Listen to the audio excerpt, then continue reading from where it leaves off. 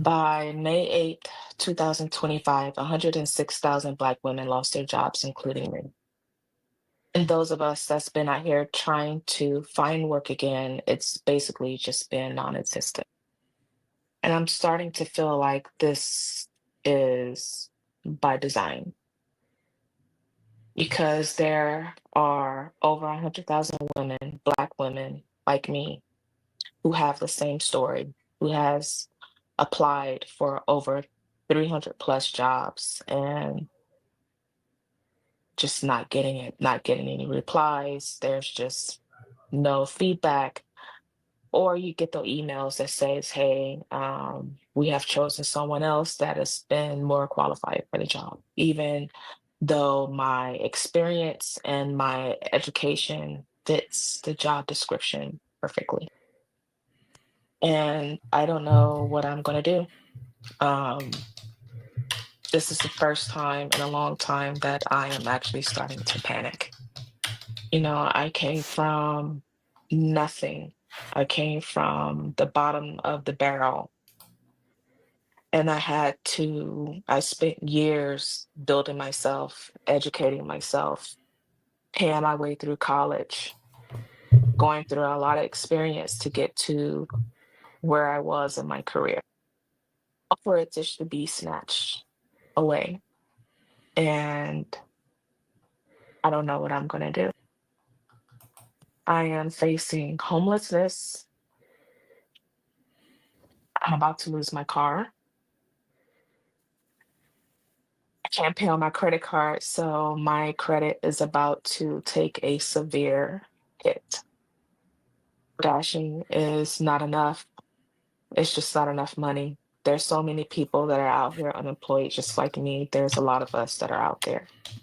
I've seen a lot of women delivering my food on DoorDash. And although I'm going to offer a few solutions, I will say that remember when y'all said y'all didn't need a man? Remember when I was saying that the women that were affected the most in the pandemic and 2008 crisis, or women were the most affected during those times, and y'all said that y'all was the most educated and everybody need to make sure that they watch out for y'all? You need us. You need us more than ever because men are survivalists.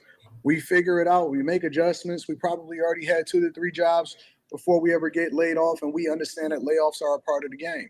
Maybe you're not a cultural fit. Maybe you're not marketing yourself effectively. Maybe you don't understand how to interview correctly. It's a lot of things that can factor into it. But the fact of the matter is, y'all said that y'all was strong and y'all didn't need us. Remember that? And the little money that I did have in savings, I used that to help my daughter move here. And it just, as a mother, I'm panicking because she didn't ask for this.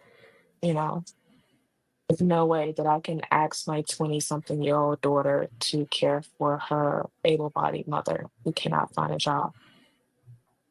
I am trying to keep myself sane by humor, trying to keep myself busy with various things. But there's only so much that you can keep up the mask before you start breaking. And when you have come out of a situation that you don't want to go back to, it puts you in a it puts you in a mental state because I don't want to go back to homelessness. I don't want to go back to um I just don't want to go back to that.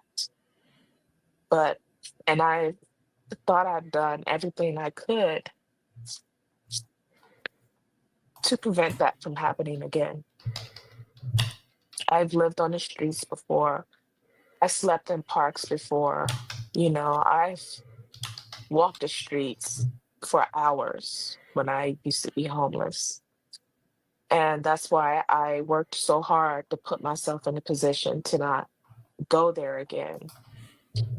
But when an administration is targeting us, what do you do? I even got rejected for It's Trump's fault now.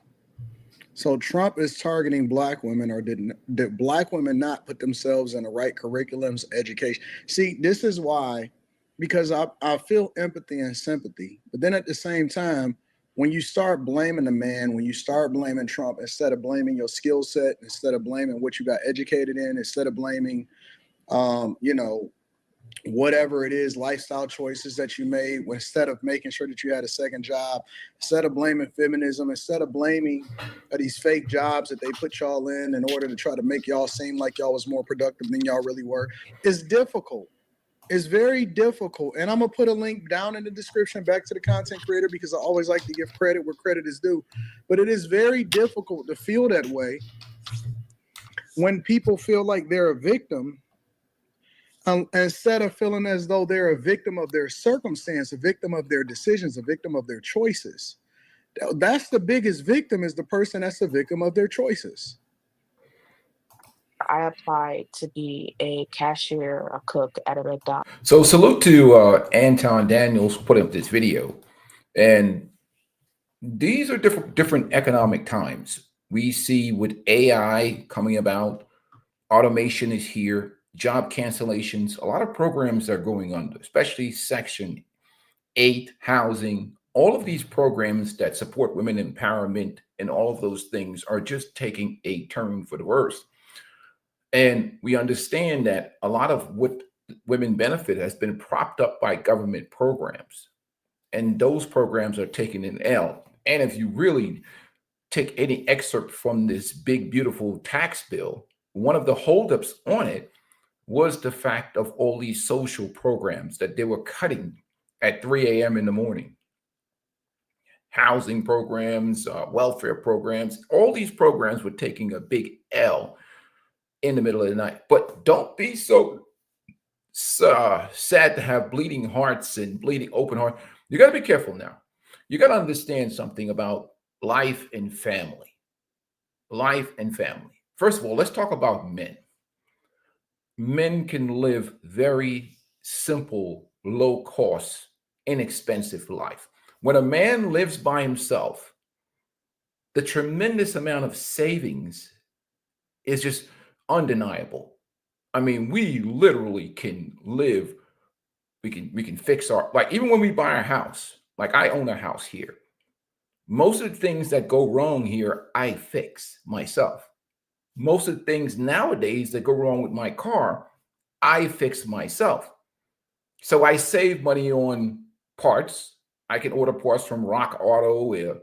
I can order good quality parts and I can install them myself. Yes, I don't have the equipment to do alignments and all that other stuff, but I can do basic work. I redid my deck.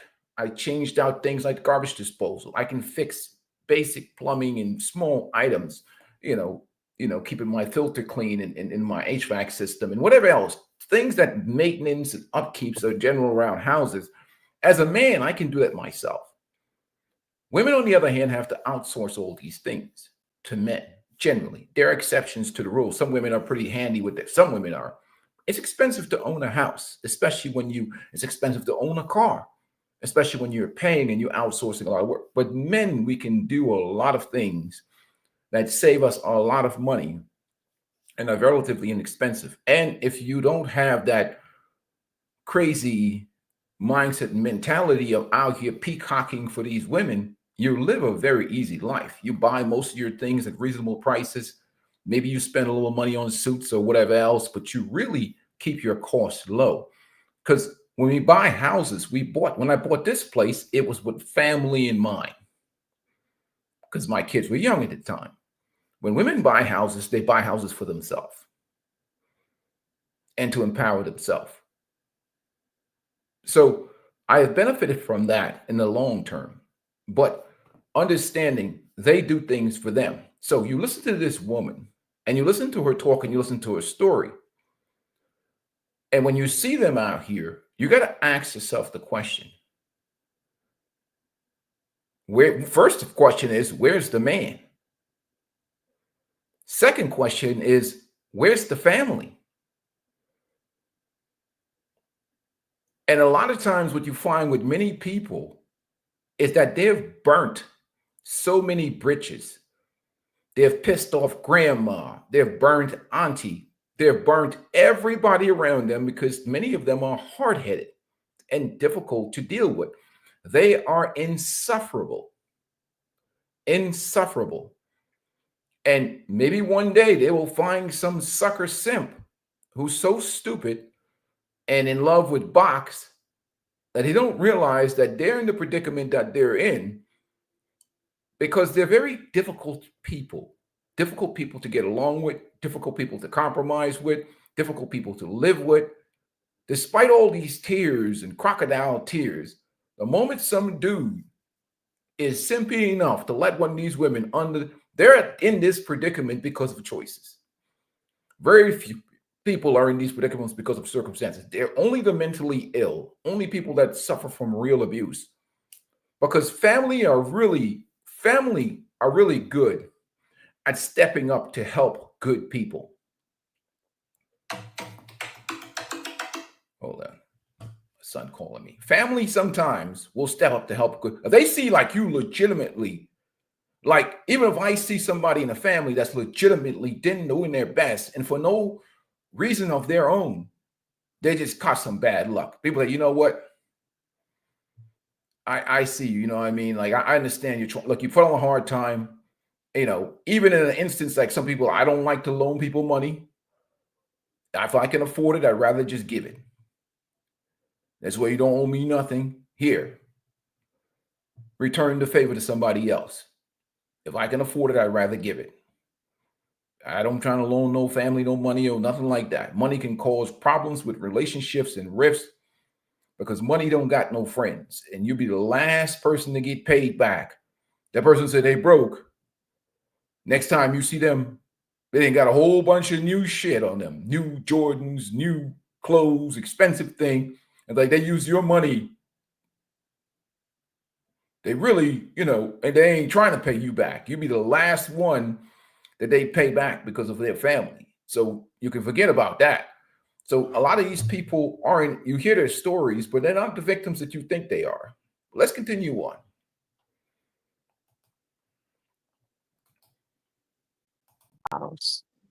And the manager told me that I True should be experience. ashamed of applying for that position because I would be taking that job from other people who doesn't have the experience as I do. I don't Yeah, give a sound like damn y'all need what us. kind of job it is. I'm just trying to work to keep my head afloat and to keep myself off the street. I have nobody. It's just me. And I had to prepare my daughter for what I see coming. And Where's the father? as long as she's okay, I don't I don't care about I do care about going back to the street. I don't want to go back to the street. Um, but as long as she's okay, then I know I'll be okay. Mm, As long as she has a roof over her head. mm. Even if I don't have, and I think it's by design because every single job that I have applied for, By design. I can count on one hand of how many interviews that I've been to. And the interviews were stellar. I come out feeling good. I'm like, oh, I got this, blah, blah, blah.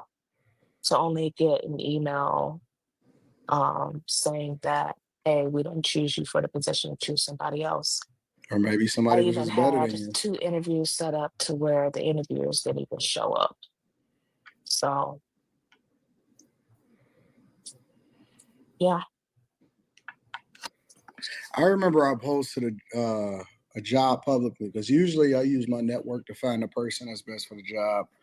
I posted a job publicly that started off at 109 an hour, not 109 an hour, 109 a year. Is it 108 or 109 a year? It was one of those two. Um, it was the equivalent of $9,000 a month, if I'm not mistaken. It was 108 a year. That's correct. It was 108 a year. And so many women turned their nose up. I don't want to do that. I'm too good for that. I'm too educated or whatever. I said, okay, no worries. and it was related to this. It was content. I probably still got the video up on the Millionaire Morning Show. It's pretty interesting. But let's continue. And what is someone to do? What do they want us to do? Because it's like you're taking away, the administration is basically setting up these policies and stuff to where these companies are laying us off. No. The only thing the administration is doing is saying that we're going to compete and there is no diversity, equity, and inclusion. You don't deserve a job just because you're a woman. You deserve the job because you would be the best person for the position. And there are no more requirements for just giving out handouts. Y'all let me know what y'all think. I'll go over the rest of this video. I think it's a little bit more to it. I'll go over the rest of this video on the Millionaire Morning Show tomorrow. I love you. I appreciate you. I'll holler at you later. Peace. Now you're trying the way everybody Stop doesn't that. Salute to the angry man. Salute to Anton Daniels. From that. So again, these are the difficult situations that you see out here now. And again, don't think because you hear these stories that these people are become more reasonable and rational, because you get up with some situation like this, somebody walking around with a big heart. Next thing you know, you're dealing with this type of crap at the house, which is crazy, right? You know,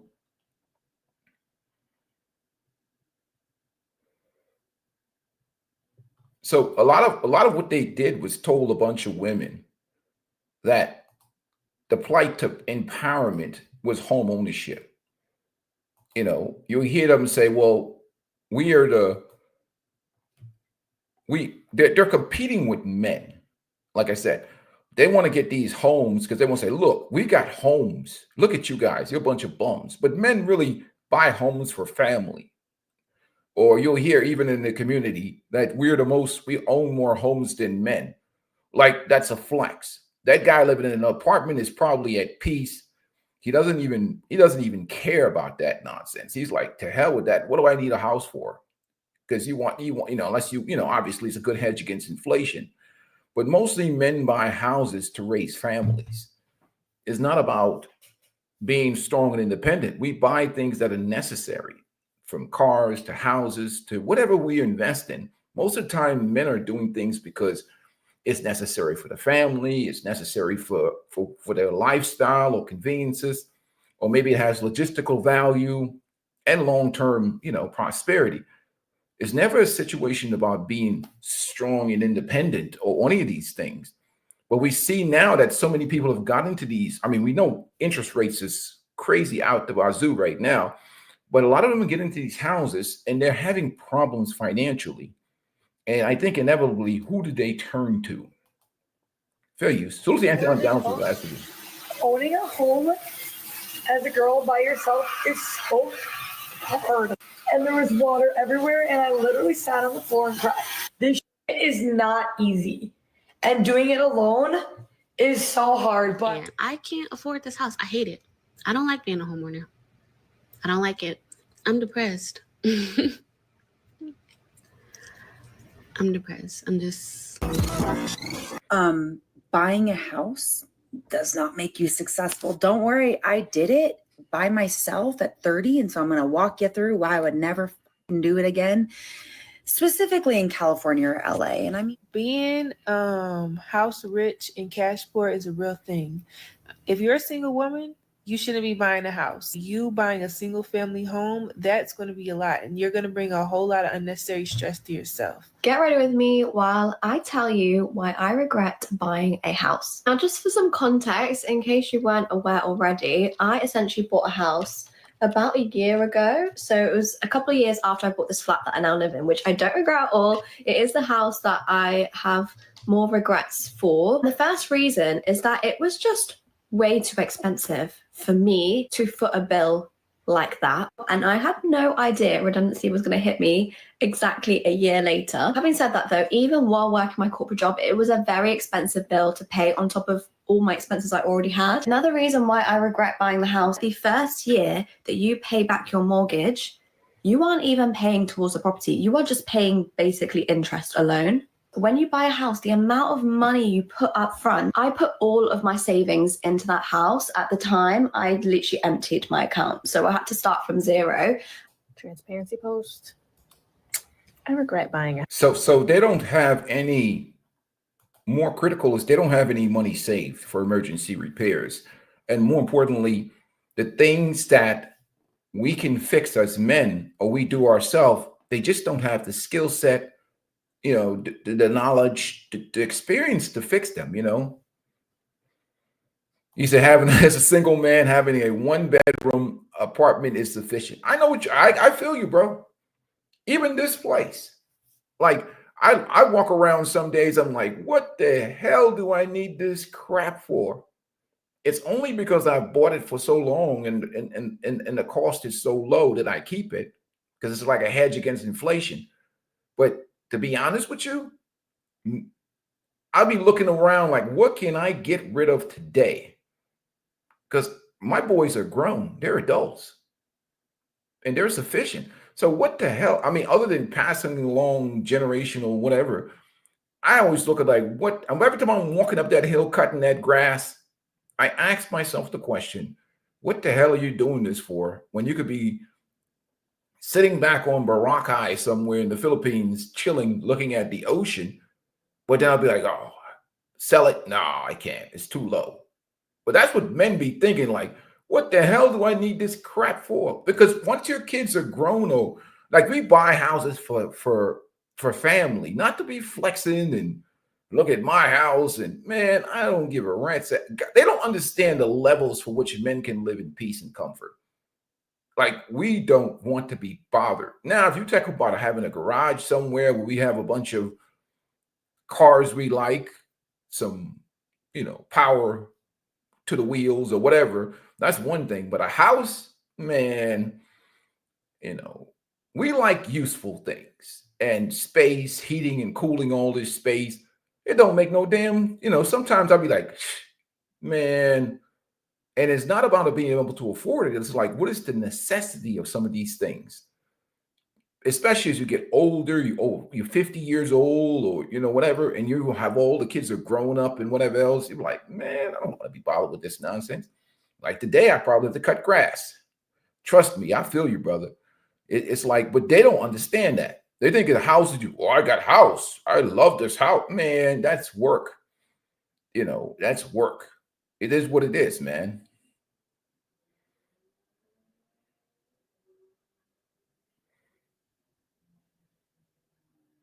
He said, Larry G said, as a man with grown kids who's been there and done that, do you think you'll be unfulfilled if you do not have them? Shit. No.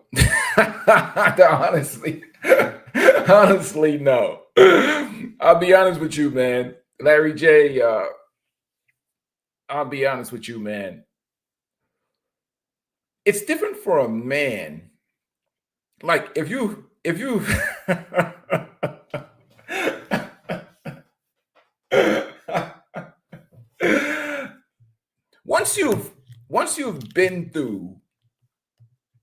once you've been married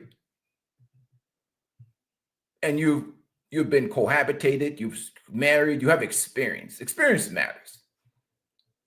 Once you understand the tremendous responsibility that you have for another person's life, and that the value that you bring to that person may not be reciprocated on an emotional, psychological level, and you've been through the grinder, and you come out on the other side and you're not like a crazy dude walking around here laughing to yourself, and you understand, like, I think married dudes right now, I pray for them because they're getting cooked, Larry J.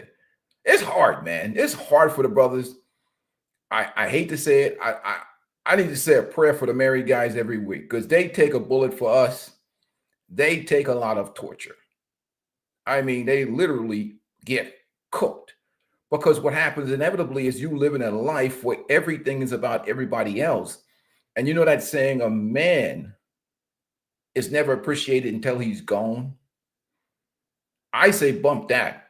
I'm going to appreciate myself now. And once you get to a certain point of experience in life and you understand human nature, especially you understand female nature, and you understand the selfish nature of this world, even your own kids can be selfish. So you have to do, you have to delete your altruism to the point where self-preservation becomes critical, because you have to fight against it and be like, yeah, I'm gonna walk in the store and I'm gonna spend some money on me, and I'm not going to ask myself the question, what does everybody else need? You know, you have to get to that point. Once you've crossed through on the other side, what, like where I'm at now as a 50-year-old guy, you understand that nobody takes care of you like you. That doesn't mean you're just a heartless, selfish prick. You give in accordance of how you feel and what makes you feel good on that particular day and time. But then you train yourself. It's a training process. You train yourself. It's a daily struggle to reverse the psychological programming of altruism. You have to like practice it daily. Why am I doing this? Am I doing this because of altruism, or am I doing this because I want to do it? And it's what makes me feel good. And it becomes a complicated, difficult process to go, you know? And once you crossed over to the other side, where you have more of an objectivist mindset, where you understand that nobody's going to protect your peace and nobody's going to take care of you like you, and you ask yourself a question, and when you understand female nature, like right now we see with the economy, with inflation and everything else, you ask, like, what is the motivation behind this person that wants to be with you? Is it because of love? Is it because they have a genuine desire for your companionship? Or is this person experiencing some type of economic hardship, or they're looking for security? Security. And that's the fundamental question you have to ask yourself. But once you've been through marriages and you've gone to the divorce court, see, if you ask the advice of some guy that's been married for 30 years, he hasn't been in the divorce court, he's going to give you a perspective and opinion based upon a woman that he picked 30 years ago, because that's all he knows. He's never been through divorce court.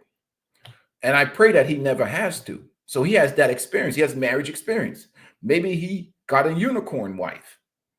Maybe he hit the ball out of the park on the first swing. Maybe he's just good at being married. But you're not going to get the truth out of him until you give him a couple of shots and you sit down and have that private conversation with him. So I salute all the happily, successfully married men out there, because I understand how difficult it is to run a family, to put yourself last, to be paying a whole bunch of expenses and taking care of everybody else, and not maybe on Christmas or whatever else you get a pack of socks. So it's tough. You know, you got to learn a difficult game, man. He said one of the things I had to self-learn once you're going through some bullshit is you know, self and this dishonor at you. Yeah. It has humbled me and made me happier and content.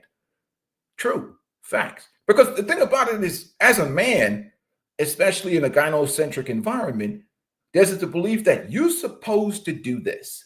Like, I show you that clip right here, right? In her mind, this lady right here, she thinks she's entitled to whatever you earn without giving you anything of value in exchange. So in her mind, she thinks that she's doing men a favor by being with them. The intention is not to come to you and say, how can I make you better? How can I offer this man value? How can I make myself valuable? How can I be a helpmate to this guy? How can I bring increase to this man's life? It's about how can I extract? What can he do to make me feel good? So it's like a parasitic type situation. And there's only a unicorn amount of women that exist on this planet that were properly raised by maybe conservative fathers that held them accountable since they were young, that teach women how to be accountable and given. So you're dealing with a creature not all women, but a large majority of them that are raised to see relationship as self. And they're really talking to you and asking you questions, because 9 times out of 10, it's about something that benefits them or validates their feelings. So once you get to a point where you've reached that, I always tell them, I'm a peaceful sexual, baby. I'm attracted to peace. And if you're going to come around me with some parasitic type energy, you might see the back of my bald head as I escape. I understand it. And many times as you get to a level of maturity, you understand many times that the juice ain't worth the squeeze. You might get in there hot and heavy, but you get that PNC afterwards. You see the whole package deal that's coming after you. You experience that's why a lot of these women that are single. And I always say the reason why a lot of these women are single is because they're insufferable. And like I said, once you get to that point, that's why relationships,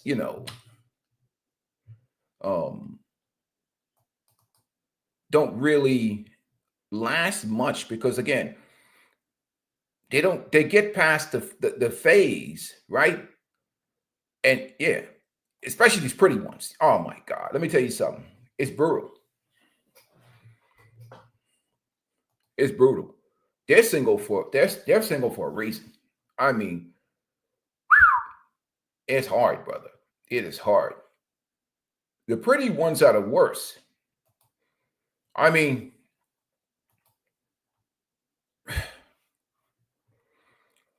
the pretty ones. Okay, let's say a woman is single at my age, right? She's not a widow. Women are born with they've given their value up front. Let's say a woman is in her 20s. She's single. I'm 50. We understand that men go through a lot, and there's divorce rate is high. 80% of divorces are filed by women. And many of them is just especially in this era of social media, has nothing to do with that man being an abuser or color purple narrative that they trying to sell men. Many times that woman is just bored. She's bored because that's not the guy that she really wants to be with. And her friends are gassing up, because you can always tell when a woman is not with a man that she wants, if she's not a gold digger type woman, because that guy is always expected to provide financial benefits that validates her being in a relationship with him, because she's not really attracted to him. And that validates his value to her friends. Or he not a good old Rufus there don't look the way they ain't my type, but he spends money on me and he makes me secure. So they're not really with the guy they want. So that's what happens in a lot of these marriages. So now the guy's in a sexless marriage. Now the guy's in the house with a woman who doesn't really like him. And he's putting out all this money to compensate for that. Because if women really, really dig you and values you or whatever, she's not like a parasitic type woman. She's going to protect your money. She's going to protect your money. But these pretty ones nowadays, especially the older ones, insufferable. I mean, any woman from her attitude to men, like I said, that's what happens with women like this. Like, look at her. This woman right here, right? She looks pretty, looks decent. I mean, all the makeup on her. As soon as you mess with her for a while, boom. As soon as they get that out of your system, it happens every time. It happens every time. Every time. There's a reason why they're single. Yeah, I would say you're right. It's crazy. Yeah.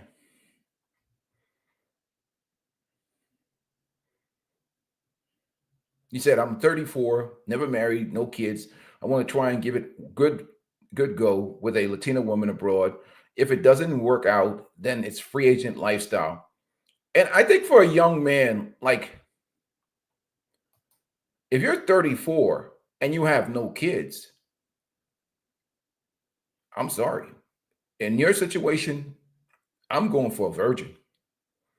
A good woman from a good family abroad that's never had sex with anybody. Therefore, you have peer bonding.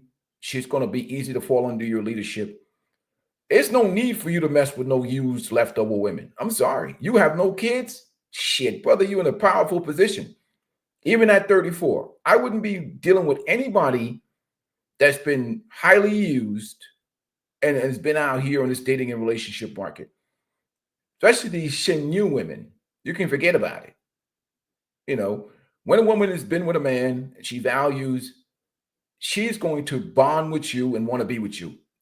Nothing else but a virgin will do, brother. I'm sorry. You're a high value, high marketable brother. I wouldn't get any of these Shinyu women. I'm sorry. You're in a powerful position. You have no kids. Why get women that have been imprinted by other men? I wouldn't touch it. In terms of a wife, hell no. Not if I don't have any kids. Even my old ass would be hesitant to mess with these women if I had no kids and I wanted kids. Damn that. You know how hard it is to work your way into position to have choices as a man? These women are born with the lottery and they mismanage their youth. So don't feel sorry for them. You know, but yeah, the pretty ones are the worst because they have a mindset and mentality that they deserve certain things just because of the way they look. You see a lot of them, they're older. And you say, well, dang, like the Ebony K. Williams scenario. Why is Ebony K. Williams single? She said she's tried them all. It's because she's insufferable. You know, and like, you know, it's really that simple. It's really that simple. You don't overthink it. But you go in there hot.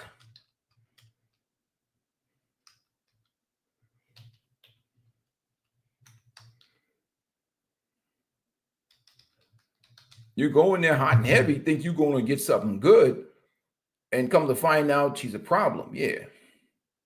But 34-year-old not married, shoot, I'm going brand new, baby. Sorry. But let's continue on with this video. Listen to what these women are saying about these houses that they're losing. Let me remove this from the stage, okay?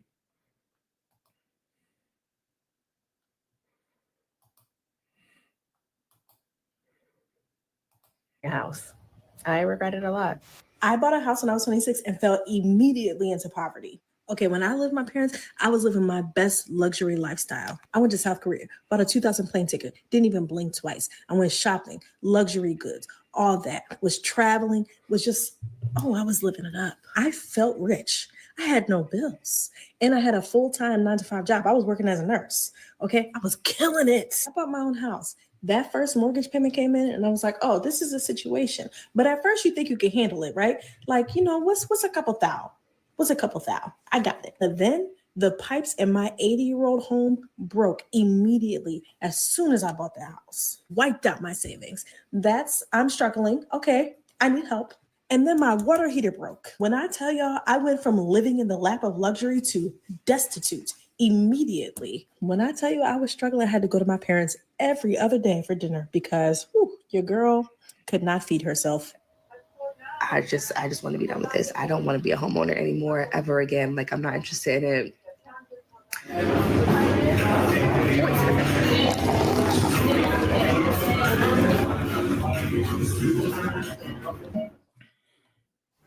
Home ownership or buying a house is not for everybody. And it's not because you can afford it or not. It depends on your lifestyle, on how often you change jobs, how often you move, the city and or the state you live in. It depends on a lot of things. And if I was living in New York City, for example, and even if I had the money, I would never buy a home there, never. It just doesn't make sense to buy a home in New York City. I tell you what though, sometimes it makes more sense to rent than to buy a home. It really depends on your own personal circumstances. And there is no set formula that works for everybody. Yesterday was my 3-year anniversary of becoming a home borrower. I borrowed this house from the bank 3 years ago, and I hate it. And some people are asking me, why do you hate it? Because I can't afford it. I can't afford this house. When I signed up for this house, I signed up to pay $1,800 a month. I'm close to the $2,200 now in 3 years. That's a lot of money. And it's only going to continue to increase. And that's kind of my issue with this right now, because I'm at a point where I'm like, this is actually no different than renting. The only difference is that I don't have a landlord that I can call when my toilet overflows, or, you know, when the basement floods, or whatever the fuck happens. I don't have that option. And I can't afford this house. I hate it. I don't like being a homeowner. I don't like it. And like I said, this shit isn't mine. Whether I'm renting or borrowing or owning, this, it's not mine. It's not ours. Like, it can be taken away regardless. I'm depressed. I'm depressed. I'm just waiting. I'm stuck. I feel stuck. I'm depressed. I feel stuck. I feel lost. I'm not happy. See, they bought into the romance of home ownership. And I'll tell you right now, I remember 1 year, I lost air condition unit, water heater, the furnace, everything went bad. So that was a year when I was still working. Man, I was working overtime for weeks to pay for that crap, because you don't want to not have a working furnace going into the wintertime. So I had to replace all this stuff brand new. Fortunately, I had connections, and a lot of times I could help do some of the labor myself. But 1 year, that was a hit. That was a big hit. I don't even want to say the number. I had to replace all that crap in 1 year.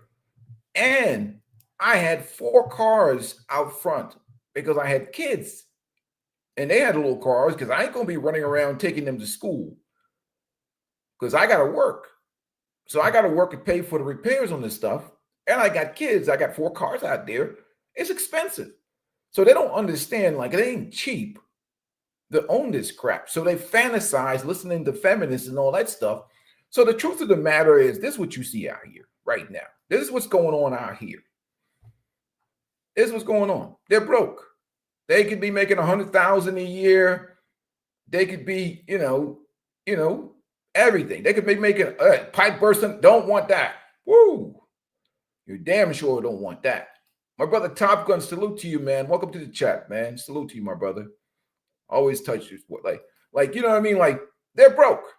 I don't give a damn if they're making $100 grand a year. That money burns. It costs some of these women $1,000, $1,500 to get their hair done. You talk about cars, they buy expensive new cars because they got to have the latest. The car's got to be tight. That car might be costing them $1,500 a month between hair, makeup, things they just buy, charging them credit cards, high interest debt, student loan debt. They are broke. 100 grand ain't nothing to them. They run through that money like crazy, especially if they don't got no man around.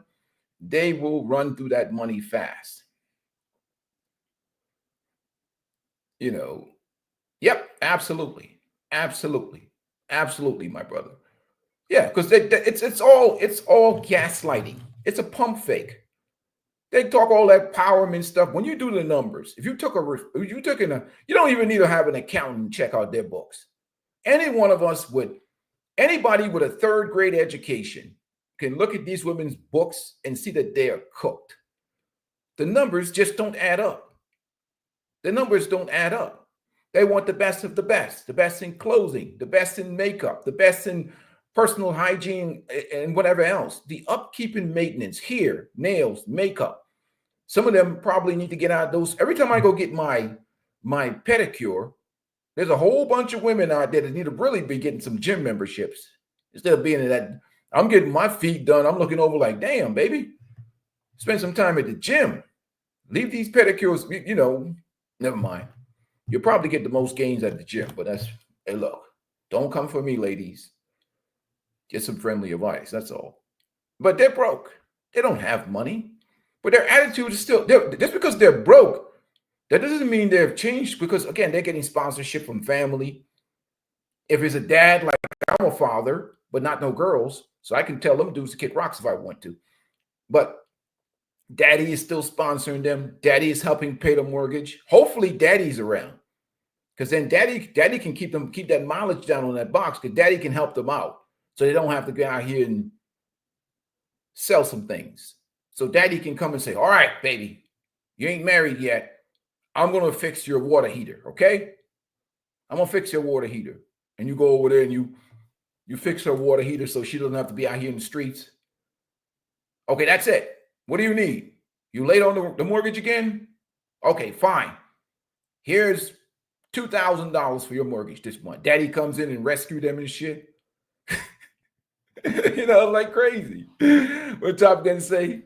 He said, I'm at the gym watching this live now. No sisters, all Asian, Latino, and Middle Eastern. Yeah, it's crazy. Yeah. They're at the salon right now trying to get their nails and hair done. Yeah. Man, that hair is expensive. Thank God. I mean, I have boys. So I'm grateful that I have boys, but I know dudes that got girls. Man, brutal. Back in the day, mama and auntie them used to do the hair. But mama and auntie them is single right now, trying to get them some man. Or work it. They ain't got no time to be sitting around doing no hair no more. You know what I mean? They ain't got no time. They trying to come up, you know. Yeah, it's crazy. Yeah, so they broke. Let's stop this cap. They're broke and they're entitled. Many of them, not all, good women. I want to acknowledge the women that don't have this arrested development, don't have this Peter Pan syndrome. I want to acknowledge you ladies, because there's some ladies out here. But this is the mentality that they have. It's the arrogance too. It doesn't change the arrogance because we live in a system that caters to and provide all these social safety nets for women. But we'll address that later, because I'll be honest with you. These women are terrifying. That big, beautiful tax bill is big and brutal. It helps people that are independent contractors. It helps people that are working, that do overtime, that whatever else. Now, okay, you get tips and whatever else. You're going to make out like a fat cat when you do your taxes, especially when they raise that exemption up to what, $40,000 or whatever. There's a lot of things that are going to be written off on that big, beautiful bill. That's for those people that are hustlers. They're going to make some money this year. For those people that were heavily dependent on government programs, this is a lashing, because that Section 8, whatever. And there's a reason why they do things at 3, 4 o'clock in the morning, because the pain is going to be handed out. Let me go ahead and play the rest of this video. Let's continue on, brothers. Let's continue on. But it's brutal. You know, let me remove that from the stage. Let's move straight to the stage. Let's go with this brokenness right here, man. Salute to you, my brother. Welcome to this, bro. Welcome to the stage, bro. Welcome to the channel, man. Let's go. Yeah, they're about to get cooked out here. Strong in the. I'm not happy. I regret buying this house.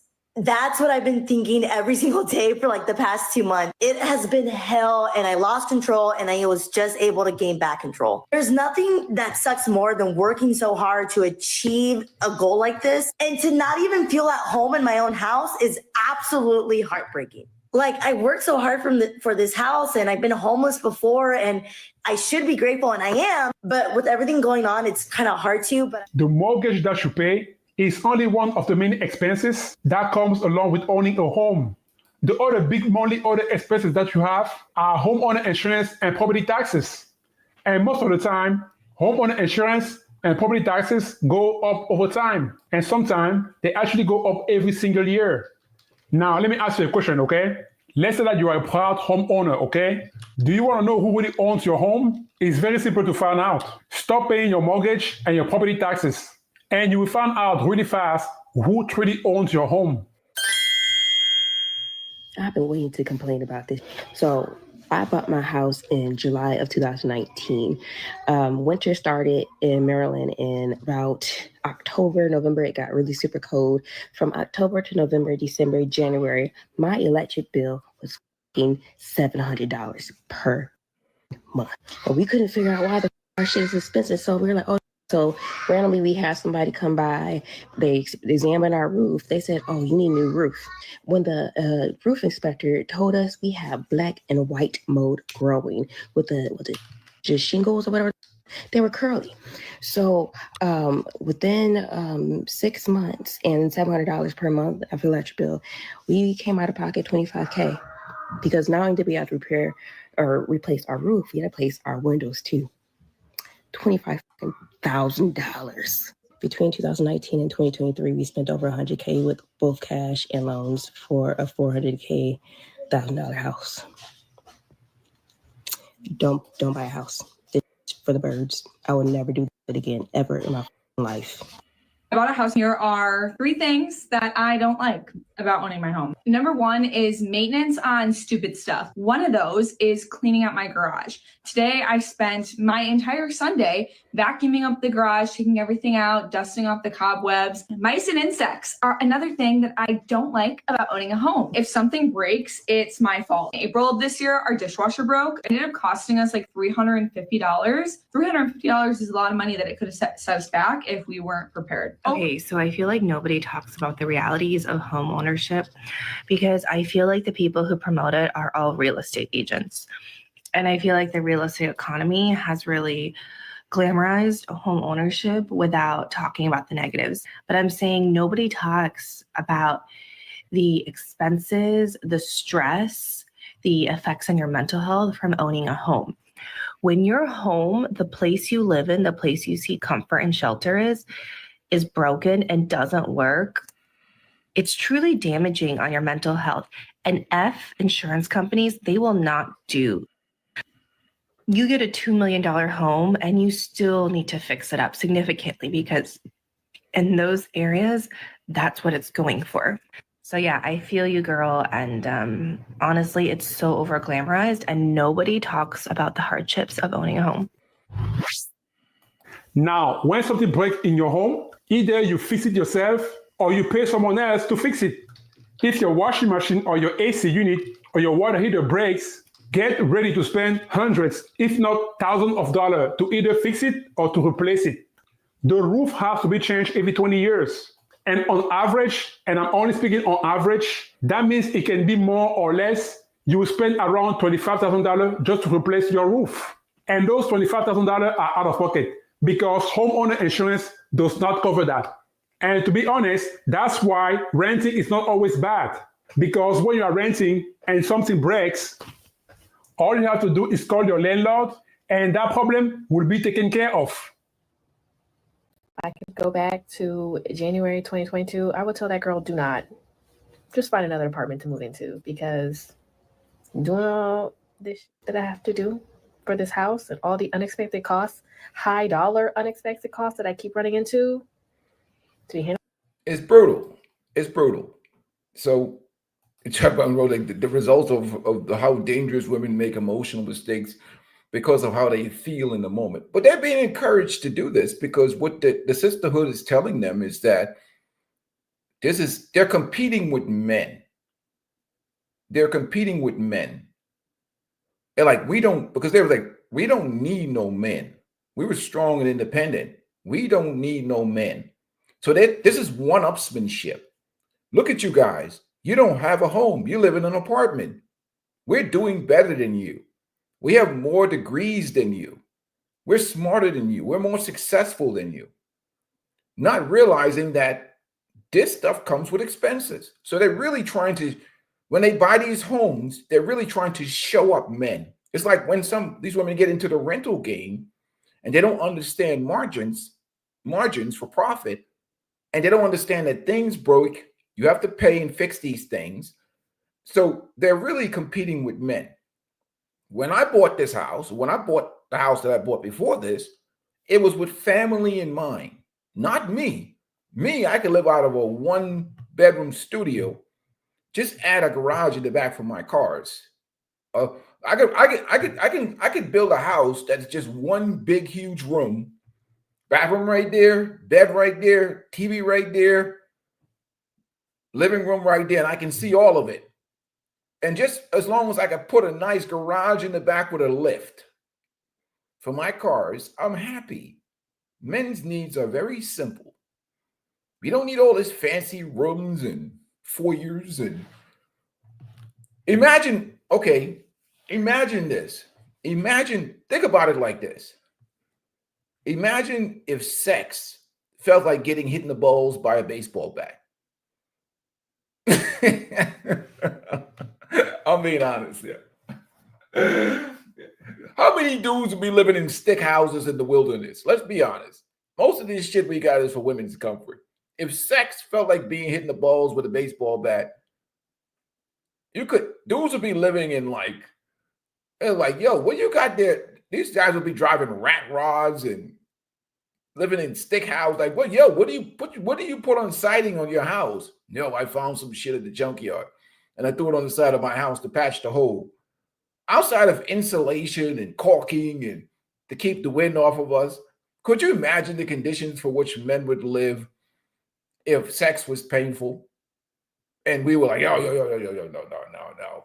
And wasn't our testosterone drive to mate and enjoy the companionship and femininity of a woman? Could you imagine the conditions for which, like, you look at a dude's car, it may have a new engine and new transmission and new everything, but it looked like something from Mad Max and shit. Dudes would be riding around like Mad Max around this damn joints if it wasn't for women and, and what they like. Could you imagine that shit? Like, it's crazy. And it sounds crazy to think that way, but a lot of the stuff is motivated by a lot of things to make women comfortable. Because when dudes, like, and that's the problem with women don't understand. Like, we weren't buying houses as a flex. We were buying houses out of necessity to accommodate women and children.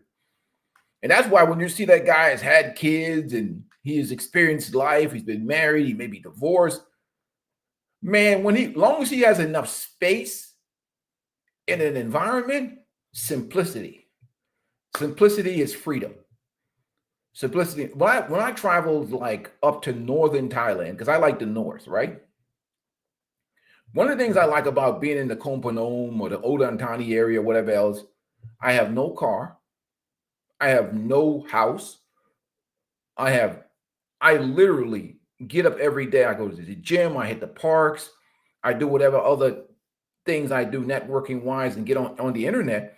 When I was living up in northern Thailand, away from everybody, by the Lao border, I did 4 months up there. The best time of my life. I don't go where any of the tourist areas are. And that's why, I study my Thai lessons and whatever else. And I love it up there.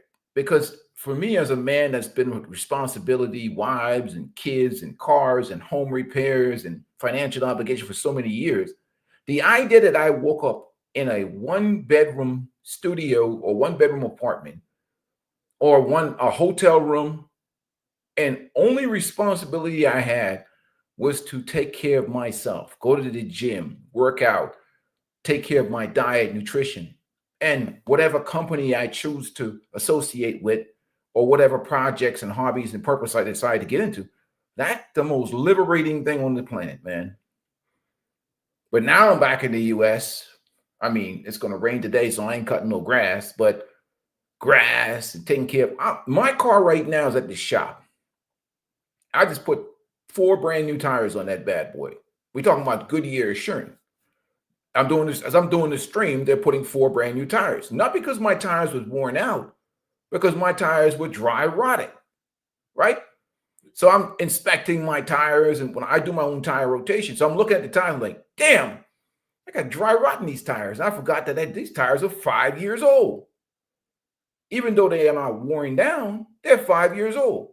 So we as men know that these tires have to go. I know they have to go. So I went down to Walmart this morning and I grabbed me 4 tires off the rack, Goodyear Assurance. And I took those bad boys over to Jets Tires. My man, them over there, going to throw them on there for me.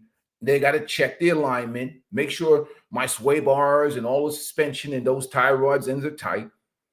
It's going to cost money, because I don't ride on buy tires. Tires is the first connection to the road. You got bad ball tires. I see people like bad weather in the wintertime on rain. And even when I used to work, I used to do a lot of accidents, right? And you see these spin outs, you see these spin outs, right? Dr. L, my brother, salute to you, man. Peace and blessings. He's like, brother, I cannot wait to get rid of my car. I'm looking forward to the type of life in Thailand or the Caribbean. Absolutely. In northern Thailand, man, I didn't have no car. People are like, well, you don't miss driving? I was like, hell no. Hell no. I call Lyft. No, Bolt. Bolt is the app for, places like that. I call Bolt. I'd be like 50 baht, 60 baht. And, that's like maybe $2, $3 to get around and whatever else. I say, well, why don't you? No, I call. Even if I'm going out with a lady or something like that, I call Bolt. I call Bolt Luxury. Nice leather seats and whatever else. That's only going to cost me $3, $4, maybe. So I don't need a car and all the responsibility. And a lot of people don't understand that. Like, well, that's the simple life. But, like I had put the 4 tires on. I got the 4 tires lined up this morning. They're about to put on my car. Now I have to take it to a reputable shop. Why I take it to a reputable shop? I'll tell you why. You ever notice with that air gun, that power gun, some of these side shops, they put your tire on? Like for my car, the torque on those bolts, those lug nuts, is only 95 pounds. But that air gun, that power gun can go up to 1,000 pounds. And them dudes be like drilling that. The problem, now here's where your problem is. You catch a flat out in the middle of Timbuktu, and you got those bolts on extra tight on that rim, and you on the side of the road. Let's say it's 14 degrees in the wintertime. Now you got a problem because you've never removed those bolts yourself. You may not have a breaker bar with you. Those bolts are over torqued. Exactly. Those bolts are over torqued. Yeah, lug nuts and oil pan. Exactly. So those bolts are over torqued, right? Now you out there and you don't have a remover for bolts and screws. You out there with a car that you can't get bolts off because they overtie. So it's just easy for me to take the car to a reputable shop and have them put they torque it down with the torque wrench. I have a torque wrench downstairs, torque wrench, breaker bar, and all these stuff. But women don't think like that. But that's why men take care of these things and home repairs and whatever else. Now, the necessity for this home is useless, but it's also but now I have to keep this home. That's like the doctor, because it's a hedge against inflation. It's a hedge against inflation. The only reason why I keep this place here is because it's a hedge against inflation. Because it's not about selling it and get a profit. It's about when you sell it, what are you getting into that's of the same affordability level?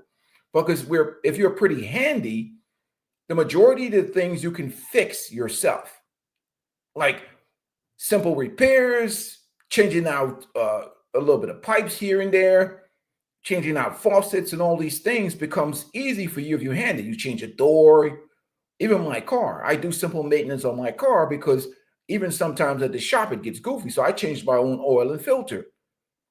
And it's a good thing that I do. Like you'll see little crazy things like dudes will change your oil and they won't change a crush washer. The crush washer will look like it's like, yo, just change a crush washer.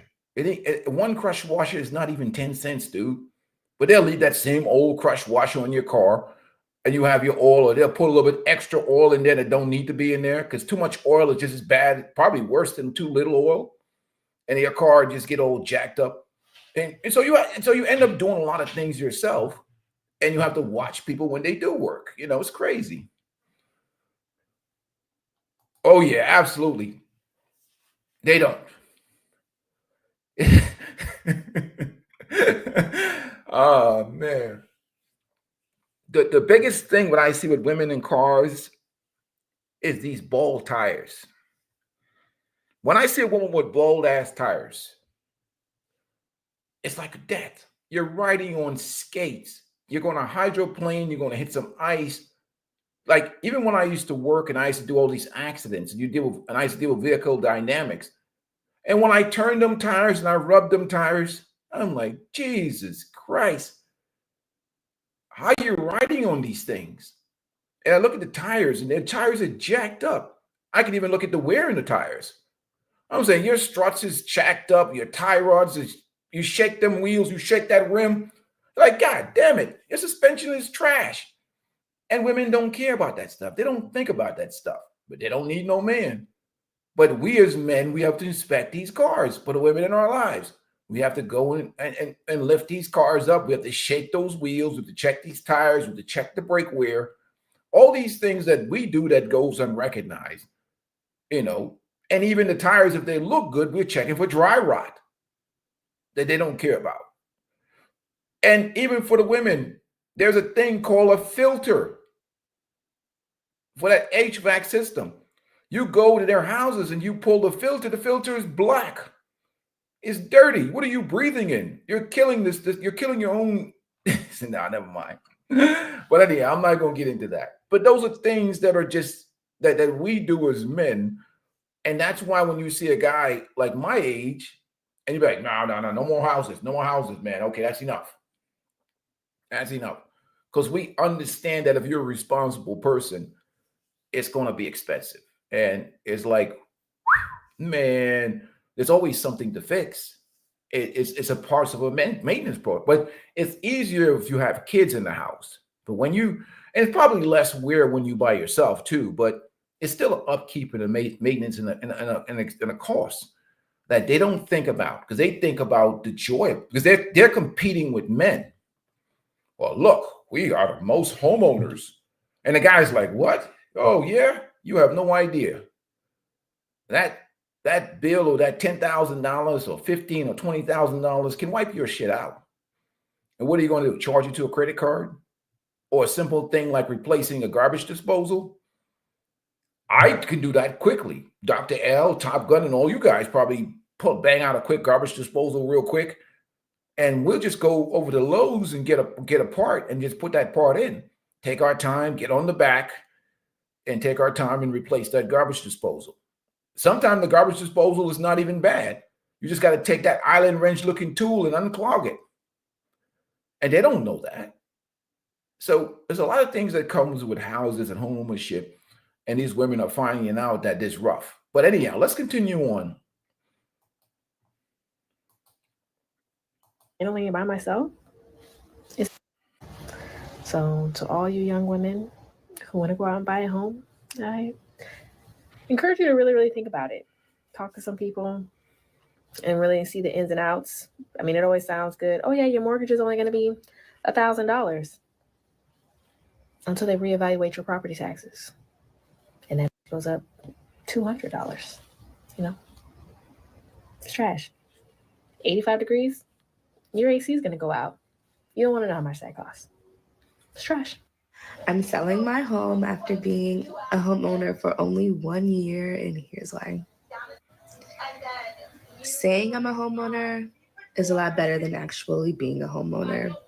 There's a lot of work that goes into maintaining a home that I'm just not willing to do, to be honest. When something goes wrong in your house, you are responsible for fixing said problem. When you live in an apartment or when you have a landlord, they have to handle maintenance. You can pick up the phone, hello, maintenance, help me. When you have your own home, you know, I was funny. It's funny. I'm listening to her, right? Because my son, who's 24, we spent about an hour and a half the other day fighting with some over torque bolts on a car wheel. Like literally, we told it was going to be like literally, you know, you have that long breaker bar that's like about 3 feet long. And you have to take a breaker bar sometime and put a pipe over the top of it to break free a nut or to break free some rust. And, you know, that's why I always stay with a big thing of WD-40 with me to lubricate and penetrating oil to loosen up rusty thing. But they have no idea because they don't plan. They think it's just good. You just buy a house and it's just going to be inspection. Yeah. Selling after a year's while, she probably did not get an inspection. Absolutely not. and she probably got like some corner lot or something that just does not even a lot of thought put into it, and not even thinking in terms of the financial responsibility and the effort and energy that goes into taking care of a home or taking care of a car. It doesn't matter. They just think that's why, you know, women always put them in new cars and whatever else, because it's just easier to put them in a new car. So they don't have to worry about all these problems with vehicles and whatever else, and just let them new car and just fix it. Because I mean, women in your life, not no strange women, but I'm just saying, it's like, yeah. Well, you're not going to tell them. You can't tell them that. And it's not until they really like run out of all options and they just age out. Because again, what is a good man to them? And they measure a good man purely based on finances, purely, not investing in understanding character. The fundamental problem is that women are picking men as opposed to men helping them pick men. And they take the opinions of the sisterhood because we vet for character and productivity. They just looking at money. I said, well, he makes $150,000 a year. What if he's a piece of crap, dude? We're not going to let anybody come to our daughters just because they make money. He could be a goofball, but they don't think in terms of, you know, they don't understand what a good man is. And that's the fundamental problem when you're dealing with a gynocentric environment, is that women are helping women pick men and they're making bad choices, you know, and they're picking men that are just terrible.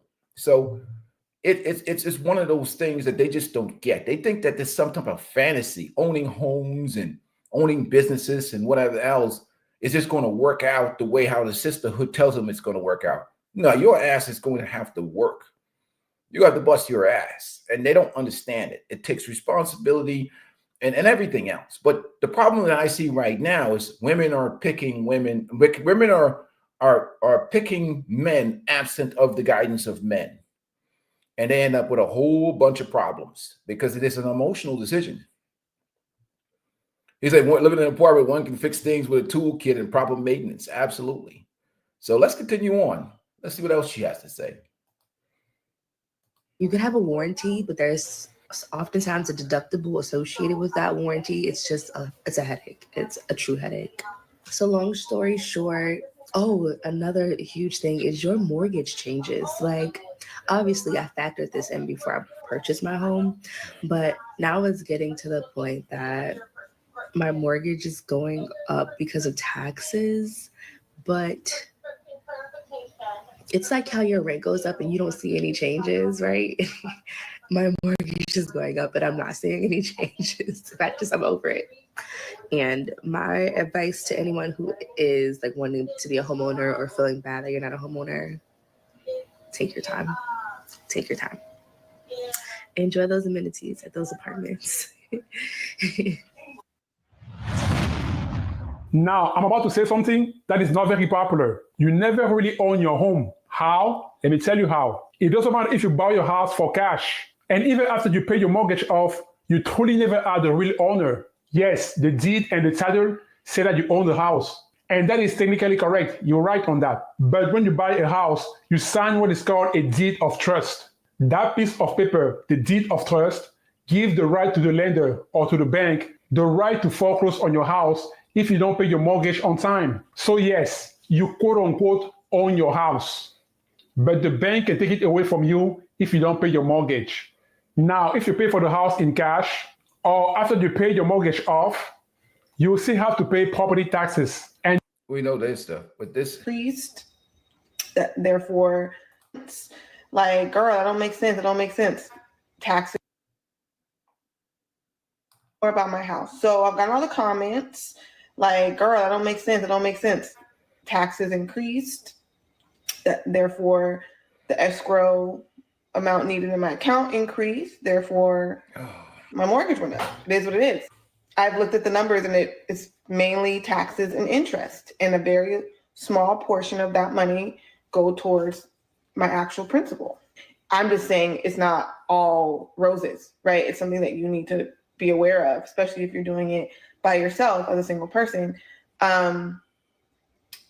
It was very clear to me that she is living my worst nightmare. Underlying theme here of why things have gone so terribly wrong for this lady, and I truly do feel for her, but it really comes down to the fact that she bought a home that was too expensive for her. Ultimately, it just did not make sense for her, and she feels now a ton of buyer's remorse because she's like, my mortgage is too expensive and I need to get out of this. Like, it was like, this is crazy what I'm paying for my mortgage in addition to just all the expenses that come with being a homeowner. Being a homeowner costs money. Your home requires maintenance that isn't factored into your mortgage payment. So when you're looking at the expense of buying a home, yes, you have your monthly mortgage payment, which is like principal, interest to your mortgage lender, but then also property taxes and homeowner's insurance for additional expenses to owning a home, like doing routine landscaping or replacing air filters or cleaning your carpets routinely. Things like that add up over time. Unfortunately, this lady just doesn't have that many options, and all the options that she has, they honestly suck. Like, we know what the options is going to be.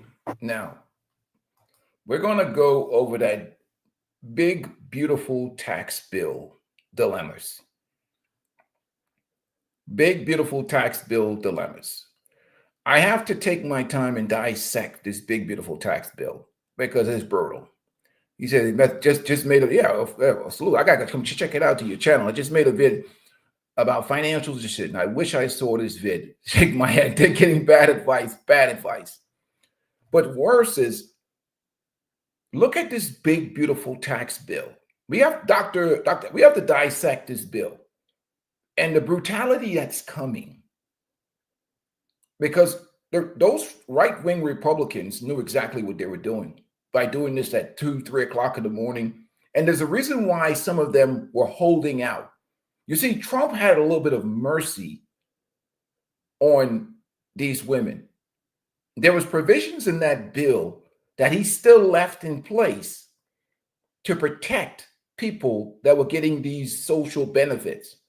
Those right-wing Republicans believed that that particular provisions in those bills were keeping women hooked on the system and blocking them from having families and becoming and basically contributing to society. So they wanted all of those social benefits cut out of that bill that enable women to live a certain way on the taxpayer's dime, because they're promoting family and community through strategic discomfort, removing incentives away, which is kind of like rough. If you look at this big, beautiful bill and how it passed the House, if they don't think about it, it's diabolical to think about it, but it actually is effective. So in actuality, they're forcing community by eliminating all of the social government empowered programs. It's crazy how they're doing it. It's very clever, to be honest with you. But what's crazy about it is this, okay? Some dude's like, well, the woman wants to move in with him, right? She wants to move in with you, but why? Is it because she really wants to add value to your life? Or is it because she's broke? And you'll find out very quickly when she starts living with you, when she turns up on you in your house. This is what's happening today. People talk about the, dating relationship crisis. I'm posing the argument that we're in a post-nut clarity epidemic. Post-nut clarity depression is an epidemic right now with men. And I'll tell you why. Guys come in all hot and heavy, think that they have hit the relationship lottery when they get one of these women that are in financial straits that wants to be with them, not for legitimate reasons. She may be broke. She's coming to the house with this type of mentality because she's not really into the guy that she's with. So we got to get into a video. And this is funny. You see this mindset, this mentality doesn't change. O'Shea Jackson did a video one time about this IG model that was kicked out of a shelter. Let's hear what he has to say. Typically, she's always talking about her issues with some of her baby daddies. All right, y'all. The kids are in school, and I got the 1-year-old with me, and he can't understand English yet. Well, he can understand a little bit, but not too much. Anyway, so I'm gonna tell y'all the story time of how I found out my husband was pooping on himself. I'll tell you a joke, but I ain't never That's gonna tell not you a good. lie. And I got his other baby mama on here too. I'm gonna tag her in the comments because she know because he was doing it with her. And I also got his sister on here. She just followed me. She might not come on here and co-sign and say that I'm telling the truth because she ain't gonna go against her brother, but I promise you she's not gonna come on here and comment and tell me that I'm telling a lie because she was there when I found it. Then there's the issue that she has with her second baby daddy. I have to find my baby daddy a new girlfriend because the one that he got, she's just way too insecure for me. I need him to be with a girl that's okay with him being a father. So he makes over $100,000 a year. He has 5 kids and 4 baby mamas. He's a trick. Oh, he trick big, girl. Again, he's all these things, but you let him have sex with you. He's all these things, but you let him have sex with you.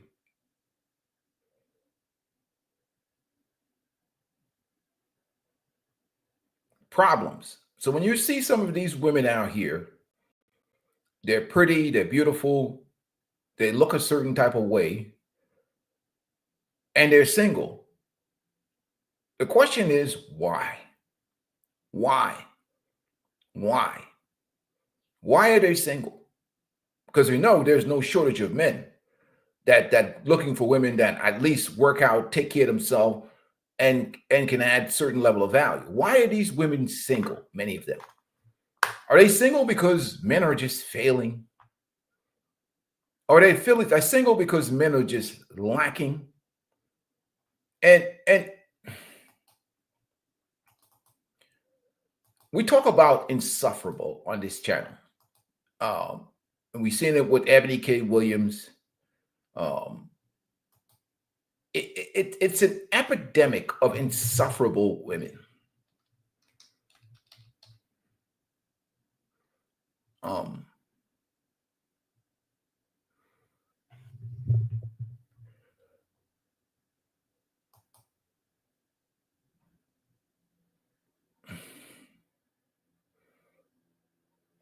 And it's just a terrible situation.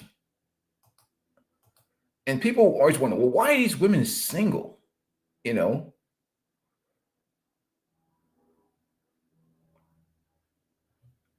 And there's a reason for it. They're difficult to deal with. Very difficult to deal with. It's not because their men is intimidated by their success or because men are just underachievers or whatever else. The reason why these women are single is because they're insufferable. They look good, they're sexy, but they're insufferable. I mean, let's just be straight to the point. That's why a lot of them are single. Because you'd be like, wow, you get all, you think you found something special, you get all excited. You'd be like, oh my God, this is a unicorn. I don't wait till I tell the fellas what I have found. Only to discover that your ass just stepped in some quicksand. You know, your ass, and you tried to play that. Dudes better be careful out here now playing that white knight. The economy has changed. You end up with this. And you end up with things like this. I mean, like, really. Listen to the crap in her life. Her life is totally jacked up. You do got to accept just a little bit of cheating, but every time you catch him cheating, he trick even bigger. He's currently renting a 3-bedroom house. It has a pool in the backyard. My mom gave him a fireplace to put in his backyard, but it's set up real nice. All I ask is that you're okay with him being a father, because the girlfriend that he got right now, Anyways, let me know if you guys are interested. She even wants to find her baby daddy a new girlfriend. She's got a lot of problems, it looks like. but she just got kicked out of a homeless shelter. Now, she's quite popular on TikTok. And the story that she's going to describe here is real interesting. The lady that did my intake, I don't know if she recognized me from TikTok or if she was just making a general statement. But what she told me was, you can post on TikTok, but do not post any of the residences. That's what I was told when I first got here. I agreed. No problem. I will not post any of the residences. I've never even posted the location of the shelter. I've never posted the city that I'm in. So yesterday, I get a call from the director. Well, she introduced herself as the director, but the guy that called me today also introduced himself as the director. But anyways, the lady that called me yesterday, she said she's the director of the shelter. She said, you can continue to post, but don't post any of the common areas. Only post your things and your room. That was it. Mm-hmm. And I agreed. No problem. This was yesterday. Today, I'm at work and I get a note under my door and it says you need to vacate the premises by 10 a.m. Damn! They didn't give her the eviction notice, fam. Let's see why. I start breaking down because I'm like, what rules did I break? I didn't do anything. I haven't done anything. I don't even be in the common areas except the laundry room. Don't sit in their living rooms. I don't go to their park. I don't do any of that. I literally be in my room working, or I'll take my kids out somewhere and we'll drive off and go somewhere. Or I'm washing clothes. Other than that, I don't be anywhere. So then it tells me to appeal it and to call that number. Basically, I didn't know that homeless people, I thought homeless people were just homeless. Homeless people have cars and jobs and stuff like that. I didn't know that. Credit cards? Damn. I mean, for real, I just didn't know. I thought you was just struggling on the side of the street, but there are different levels to this homeless stuff. So I call the number. The guy that calls me back also introduces himself as the director. And he's immediately like, well, why are you posting anyways? And I was like, well, I've been posting for the last 2 years. And I explained to him the reason that I post is to show people that it's okay to struggle. It's okay to fall off. Your situation that you're in right now does not define you. What defines you is everything that you're doing to get yourself out of that situation. Because a lot of people only like posting the good in their lives. I want to show the real. This is real. This is a hot mess. This is a hot mess. And I think what happens now with the dating relationship market is this is what's going on. You know, you're picking out at the bottom. I mean, let's be honest. This is what's going on right now. Gosh, remember whatever happened to this movement right here? Whatever happened to that? Like whatever happened to this? Was it B4 or B2 movement? I was like waiting to see. I was celebrating that maybe they would actually. Maybe they will actually.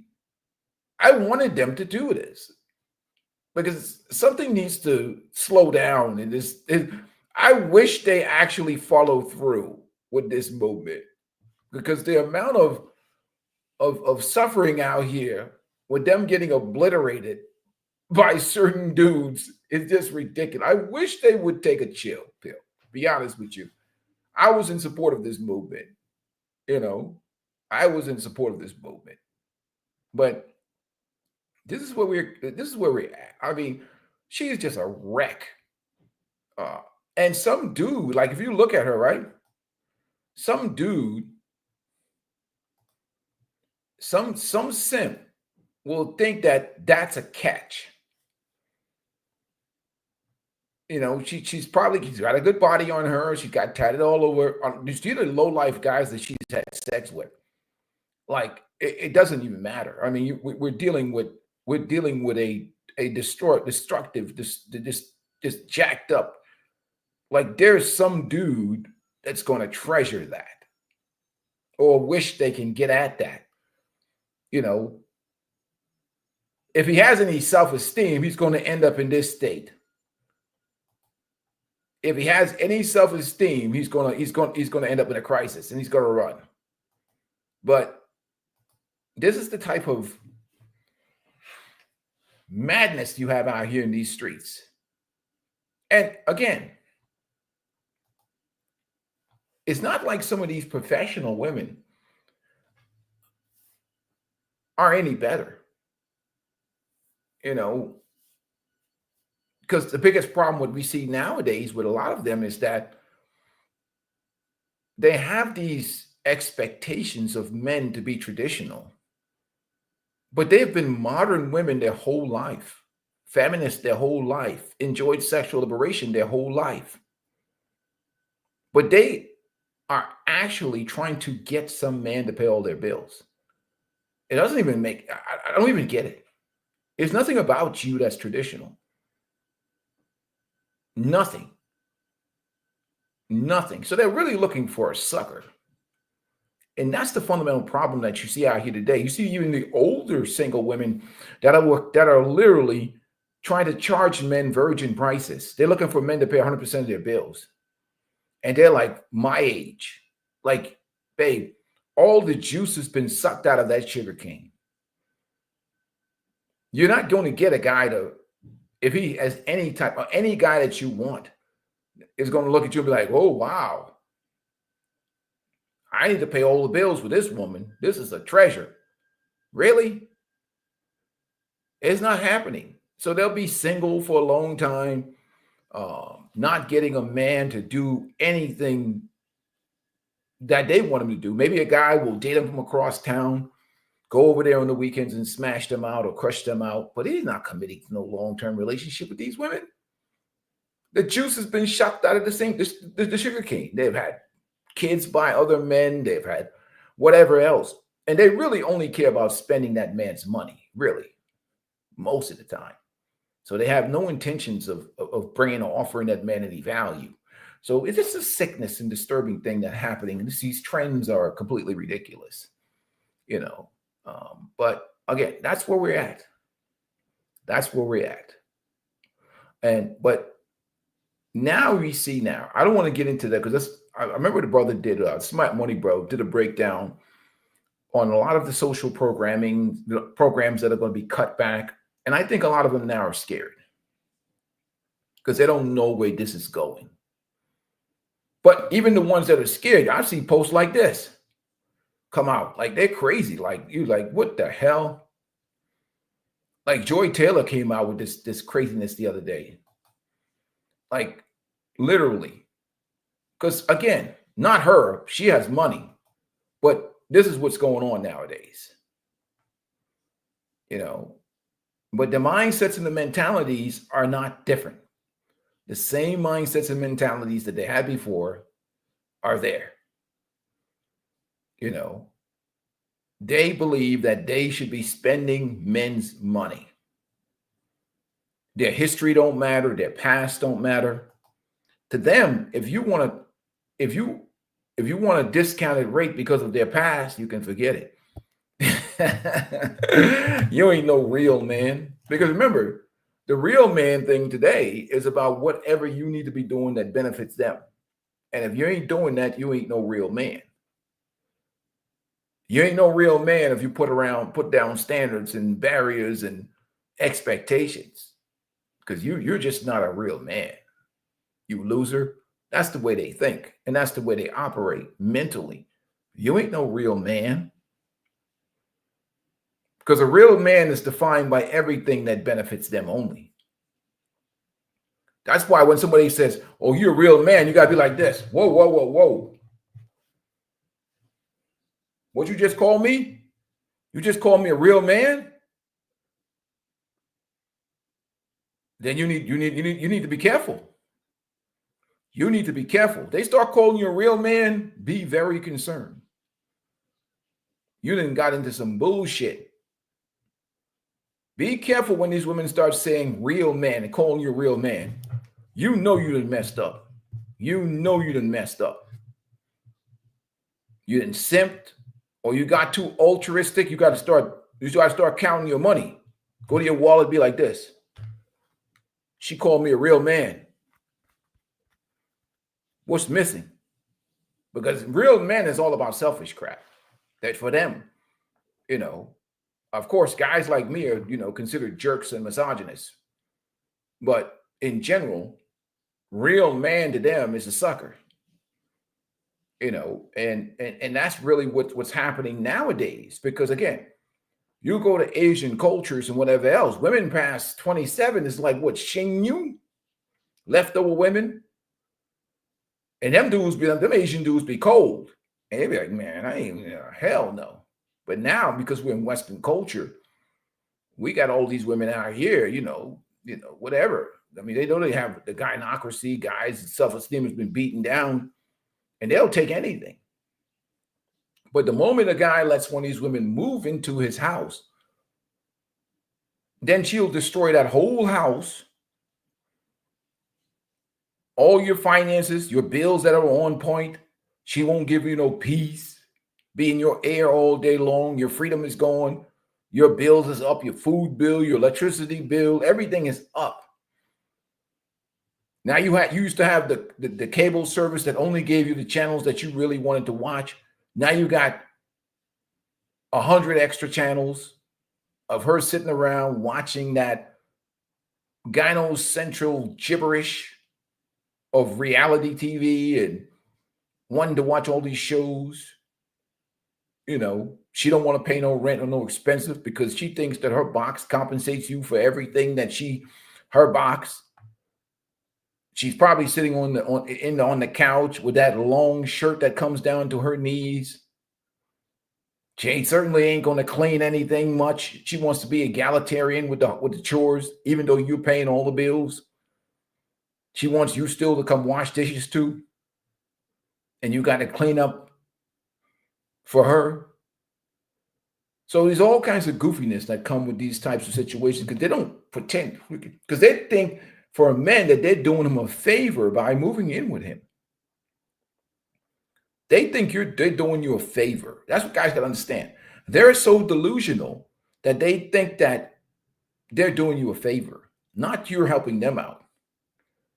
So you put yourself in these positions as men, you're going to end up screwing because the pain is about to be very difficult and even harder going forward. If you look at that big, beautiful tax bill, analyze it, look at it, read it for yourself. Don't listen to me. There's more pain coming out. And with this, what's going on right now, I don't see the Federal Reserve's, I think that mortgage rates are linked to the 10-year bond, but I don't see anybody changing anything in terms of what's going on in society anytime soon. And they got another 3.5 years of this dude, and cuts will be made. So it's rough out here in these streets. And these dudes are like, most of them dudes, any dude with any self-esteem is going to be like, yo, you look good, baby. Maybe I'll take a sample, but you can't live with me. Your whole ship is going to sink. I'll be talking to them. I'll be like, yo, what happened to B4? What happened to B4? I'm a supporter of B4. I'm one of your biggest fans. I want B4 to come. Please. It will save lives. I'm their biggest. I'm like, what happened to this? Why, ladies, get this B4 movement going, man.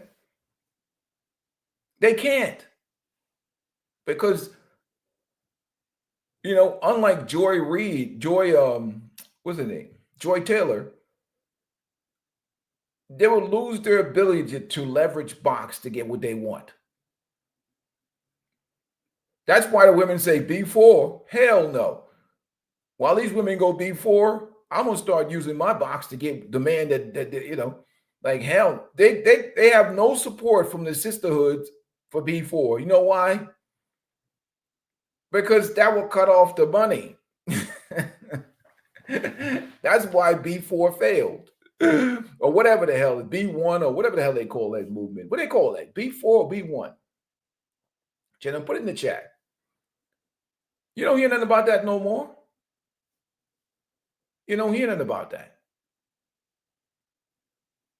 When times are tough,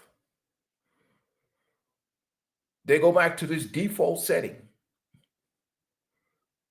Where's this at right now? And they put this in the community. What happened to this movement? We need this movement. There's too much pounding out here in these streets. There's too much STDs.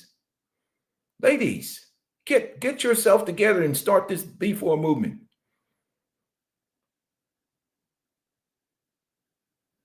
Why? Why there's no B? Here's why there's none. This is why. This is why there's no that. That's why. This, forget it. Needs drive behavior. Yeah. Go ahead. Let's see that. What happened? Nope. Yeah. I get it. Survival. They will always choose survival. See, these movements are only possible when things is on and popping with the economy and money is coming. Now, fears of jobs and joblessness and replacement by automation. You can't find a B4 supporter. They're missing. Put them on the back of a missing person's box. The milk carton. B4 is on the back of a milk carton. Can't find them. Yeah. All that strong independent stuff is gone. You don't hear nobody talk about that stuff. You call some woman a feminist now, you might get into a fight with them. Call some woman a feminist today. You might be surrounded and cornered. Who you calling a feminist? Who you calling a feminist? You can't call them a feminist no more. These women will surround you now. Who you calling a feminist now? Why are you so disrespectful? Try and watch, test it. Try and call a feminist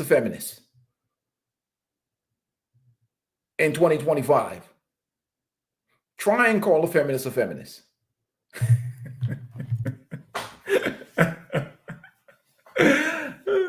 You get some angry ass women looking at you like call you a misogynist for calling them a feminist.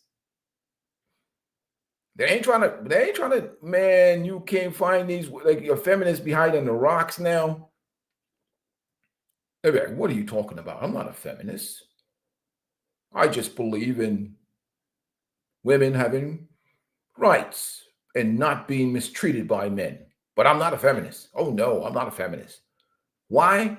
Because they reserve the right to get their bills paid. They ain't trying to be claiming no movement that don't benefit them. They ain't stupid. They're like, hell with that. B4 would have been a one-day movement. Just like that'd be like a broke positivity movement. Imagine if I started a broke positivity movement. That movement wouldn't even last 12 hours. But that's what B4 was like. B4 is like a man's broke positivity movement.